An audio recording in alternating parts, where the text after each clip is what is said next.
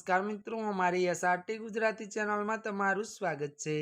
મિત્રો, દેશ દુનિયાની તાજા ખબર જાણવા માટે અમારી ચેનલને મિત્રો તમે અત્યારે સબસ્ક્રાઇબ કરી દેજો।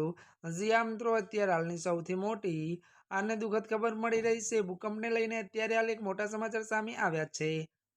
આસામમાં ભૂકંપનો આંચકો, લોકો દોડ્યા। જી હા મિત્રો, વિગતવાર વાત કરવામાં આવે તો ત્યારે મિત્રો ગઈકાલે રાત્રે 9 ને 10 વાગે આસામના અનેક જિલ્લાઓમાં ભૂકંપ આવ્યો હતો।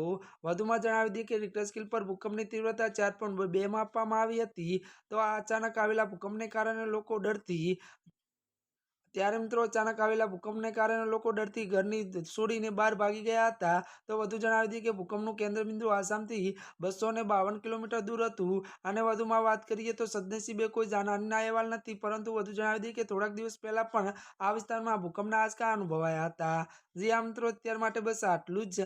અમારી ચેનલમાં જો મિત્રો તમે નવા હોય તો અમારી ચેનલને મિત્રો તમે લાઇક, શેર અને સબસ્ક્રાઇબ કરી દેજો। ધન્યવાદ।